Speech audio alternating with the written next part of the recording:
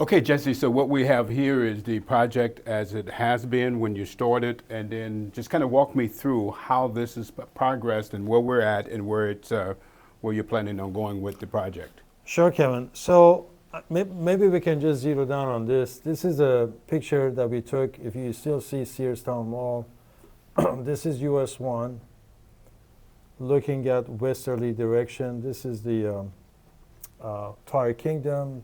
This is the car wash just about getting ready to be open. So that is that was the existing mall, which is now we zero down on this. As you see, this portion is being taken out. We used to have the Sears and then the cinema and other tenants in this area. So if you go down to this picture, you get to see the portion that was there still exists. We still have some 40 tenants there. This is US 1. The two restaurants are going to be here. Now, what are the restaurants, do you know? We don't have really anyone that, we're not really marketing these restaurants yet till the whole thing is almost built. Okay. And then, so we have the multi-unit here, assisted living here, and the hotel here.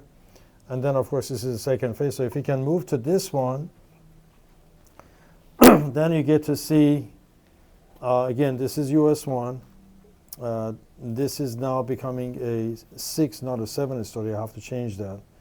100 unit. Now, it went down to 6 because of regulations, was it? No, it went down Okay. to 6 because we could fit in 240 apartments in a 6-story building, so there Okay. was no reason to have 7. And then the Cambria Hotel is there, and then these are the two restaurants. And then the second phase, this is the road that we were sitting on right out there. Mm-hmm. And this is a 2-story building, which we will be putting medical on the bottom, offices on the top.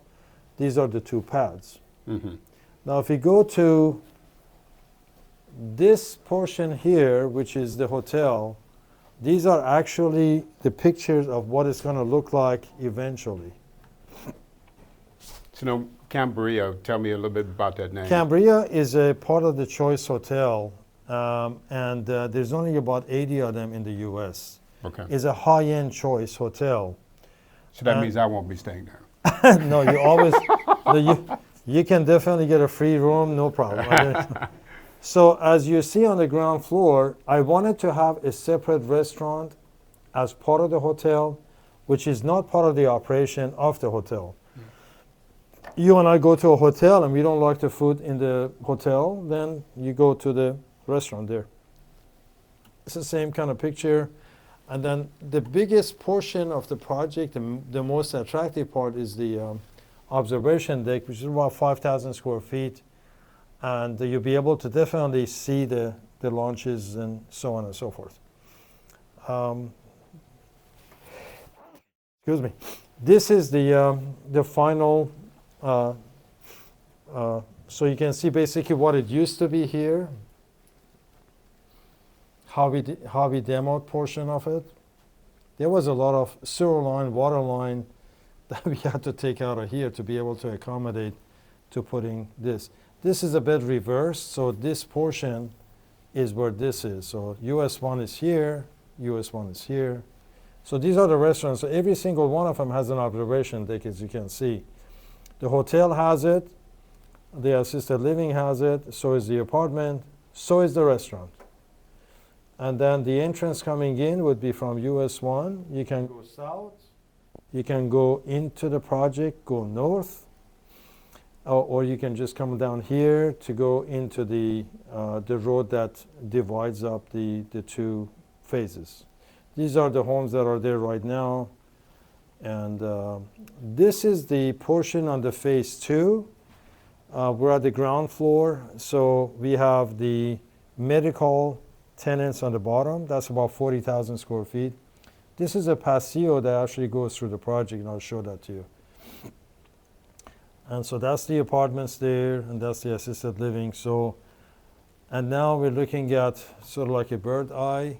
So the medical there, because of the fact of the residents that you're going to have an assisted living facility? Yeah, that's what I was so it just makes about. it more accessible? Right. So if you are a tenant in the, if you're an assisted person in assisted living, or the memory care, you can just come down, go through the patio, go to the medical section. It's about 40,000 on the first floor and 40,000 on the second floor. And these are the two out parcels where we're going to probably put the marketplace or the flea market or the antique mall here and here. So we're probably going to have close to about 250 trees. Mm. So when you think about affordability, and that name is tossed around a lot, is this going to be affordable, Jesse? So your average family or the average elderly person, are they going to be able to afford to live here? Or? We have to make it affordable because, again, we're talking like 2 years from now. So it depends on what the income level is going to be. We do need to offer it to, obviously, the residents and people that live. And we've had there's a list of people who are interested already to pre-lease the assisted living. So we have to make it affordable. And that's the only way we can get tenants. But in terms of... So affordable is going to be based on the demographics in this area, though, right? I would say so, yes. Okay. I would say so. But if we get, for example, people coming from the Nassau Blue Origin or other type of service-oriented people, then obviously we have to set the price that would match what they're going to be getting versus. So of course, the prices for the assisted living is going to be much higher because we're giving a lot more amenities to them. Okay. And there's going to be like almost 45, 50 nurses and caregivers going to be in that facilities. So operational wise, we'll have more expense for the assisted living than we would have for the apartments, for example. Okay, Jesse, what are the biggest obstacles facing the project? And tell me, first of all, so that first phase is going to be finished when? The first phase right now, if everything goes well with the financing and so on, I would say about 18 to 24 months from March, April of next year. Okay, and then the next phase? The next phase, phase 2, we have to, of course, demo the mall, this portion of the mall. This could take about a year, maybe 6 months to a year. But the beauty of it is, even though we haven't gone into the second phase, we still have those tenants that can use some of the facilities that we have here, the stores and so on and so forth, before we demo the rest of it. What's the biggest obstacle that is facing you in finishing the entire project? I learned about a year ago or so that we have had issues with Cumberland Farm that is on the northeast. Let's see now. That would be northwest location. Small little 0.4 acre of property that has gas tanks that it's been leaking since 1980s into the ground. And FDEP's is the one that has the jurisdiction, and so in my opinion, FDEP has been siding with Cumberland Farm for all these years, and so in order to finish the phase 1, we have to bring water from Hopkins, the only place we can bring it, and so to be able to bring the water line, we have to run it through the contaminated area. And in order to do that, we have to get a permit for it from FDEP. And so what happened... So when you say FDEP, would you just explain that for people who are listening? The Department of Environment Protection. Okay. I was thinking they protect everybody, but that's a different story. That's not the case. Yeah, right. I guess they only protect the ones that have a lot more deep pockets than people like myself. But that's... So for nearly, say, about 15 years, 2010 to 2025, they've been sort of like a referee for Cumberland Farm and this property. So when I bought the property in 2017, when I contacted them... Did you know about this problem beforehand? I did not know. I did not know that we even have to use the phase 2 for the phase 1. Because at the time I thought, well, you just bring water. Mm-hmm. But this is the problem where now, if you cannot use your own property to run water lines, and there is no government agency is going to be. So that's why I contacted the city under the previous administration, and I asked them, I need your help to be able to tell FDEP and Cumberland that you need to, I mean, this has been taking 20 years. How can, if you live in a house and your neighbor's sewer line gets cut off and all the stuff coming out into your property, and there's nothing you can do except suing the person, and there's a government agency that can do something about it, I'm in that kind of a situation right now because I cannot get anyone to help in terms of, including the city. I've gone through the city twice. Last year in March, I went through the Titusville Environmental Committee.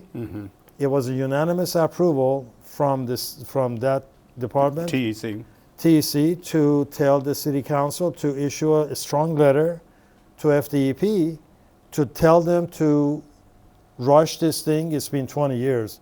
How many more years are you gonna? They've been putting a lot of wells to do the testing, delineation. Just recently, they decided they want to do vapor tests to see if there's any gas coming. These things should have been done in that 20-year period. And so I was faced with the city that was very uncooperative and said that we don't have jurisdiction, we don't have to do anything. So what I said was, I've operated in 5 different cities, and when you see a government entity that is forcing a city to say that we are the jurisdiction, we have the jurisdiction, does the city shut up and don't do anything? Because the reason this city is in operation with the mayor and the city council is to protect the citizen. What about home rule? Couldn't, under home rule, which was passed in 1968, which gives each municipality... This is not part of that, unfortunately. Is there too much government regulation? I really think so. I really think that, again, going back to the liberal mindset, they want to have a larger government, more free, more free handouts and things like that. As Republican, a full-fledged Republican, I want a smaller government, just like what Ronald Reagan said. I don't want the government telling me what to, just follow the rules, but there's just FDEP. I mean, look at all these different departments going to have to trim down. But anyway, to answer your question, Cumberland is a number 1 issue that I'm dealing with. And number 2 is basically having to be able to get the right financing because the rates are high. And sometimes you have to think whether you want to build this and is it going to be affordable, like what you said earlier, is it going to be affordable? When you pay 15%, 18% interest on a construction loan, unfortunately, this has to be passed on to the consumers. So I have to do a lot of negotiations on the financing to maybe bring a JV partner into it and to be able to have the financing lined up or be able to give the products to the consumers at an affordable price. How much do you estimate that you've actually, the costs, how much cost has been added to the project from the time you actually imagined it up to this point, the stage that you're at now? The appraisal on a whole project right now came in somewhere around 46 million or so. From what my own money in there, probably about maybe half has been going into the project. There was a time that I had some very bad resistance from the city, and I'll say this in your camera, that I had no choice to say to the city council, if this project, if the city is not supporting it, I can go back to California, except I'm going to put a 40 by 150 banner, 5 feet banner, right on US 1, name every single city council people and the mayor that say this project got shut down because of this city. I've done this in Jackson. So this would not be the first time, this would be the second time. How did that go over in Jackson? They got a warrant for my arrest, and I couldn't fly into Jackson. The mayor called me, we worked it out. What was the basis of the warrant? But because I had the banner illegally put on, you have to get a permit for it. This is the banner, Kevin, was 40 by 150. It was built in Birmingham by friends of mine. They transported it to Jackson, and I was going to have them do the same thing to bring it here. Because it gets to a point, if you get so much resistance from a government agency or a city, you're just going to have to let everyone know why this has happened. Look what happened to Bob's Burger. I mean, if he didn't do all those demonstrations, he wouldn't be in business right now. So in the small areas, and you see it a lot, well, just a lot of regulation in government. So there was the statement made, and I can't remember by what, I think it might have been by Mussolini. For my friends, anything. For my enemies, the law. That's true. Do you think that exists in a lot of regulations, and a lot of the government regulations actually lead to that? You know, I would have to say if the government agency is either liberal, half, being right in the middle, or fully Republican. In my opinion, if the government agency is pro-development, is pro-expansion, and supporting the developers are not just going to be taking money and run away. And I've said it many times in multiple different meetings, we are not going to sell any part of the project. We are going to stay in the project all the way through. It's going to be a holding project. If any developers comes and make that a statement, they should make that a statement in the public, so it will be a matter of record. So I agree with you. I think that the rules got to be covered, but you sometimes have to go extra mile to help a developer because you can't, if you don't support the developments, then don't approve it from the beginning. Don't approve the master plan, don't approve the site plan, just don't approve anything. Just like what I was telling you. Mm-hmm. If the change of zoning is going to happen in one area, the city has to approve it. They can say no. If they keep saying yes and wasting time and it goes to the next level and next level, is a recipe for disaster. So is that like dating a girl that's leading you on? Pretty much. Pretty much. Okay, so we're running out of time, so let's wrap it up with this. You are the mayor of Titusville, or you have control over how you would program Titusville. What do you think, how would you think government should operate that would make this city more easier for the businesses to negotiate? It's a tough position for any mayor to be, any mayor, not just in this city, but in reality, to become a mayor, obviously you need to know you have to be a resident. You have to know your neighbors. You have to knock on a few doors and to see what is really necessary. If you're just going to be a mayor and you're just going to be a symbol as a mayor, and you're not really in tune of your constituent and the neighborhood, then that's going to be a tough job. Now, there are scenarios where a mayor is pro-development, pro-environment, pro-this, pro-that, but all of this can come together. I mean, all of this can come together to get a middle ground between the development and pro-development and the environment. And we try to have both. We try to have multiple trees. We're going to try to have multiple 25% open space in the project, even though it's too condensed. We want to have that. But I think that the mayor has a tough time because you don't really get paid much as a mayor. 15, 20,000 and spending all this time helping the city is just not going to be adequate. All these long meetings that goes all the way to like midnight or whatever. It's tough to do when you have a family, you can't get to them, and it's a tough position to be. I don't want to be in that position. All right, thanks, Jesse. We're running out of time, but thank you for being with us. This has been a great interview, great opportunity to get to know you, and I hope that the people have learned a lot about Jesse Wright and what you're trying to do here at this project. Thank you for joining us on our Meet series, and this is Meet Jesse Wright, who is over the new project here, and it's called the Titusville Resort and Destination. Titusville Resort and Destination. And again, this series is designed to introduce you to various business, political, sports, personalities, and everyday Brevard citizens, regardless of what walk of life they come from. We're trying to get you to see the various citizens throughout the county of Brevard. And I'm Kevin Jeffrey, your host. Thank you for joining us, and we'll see you next time. Thank you, Kevin. Thank you, Jesse. Thank you very Appreciate much. it. Thank you.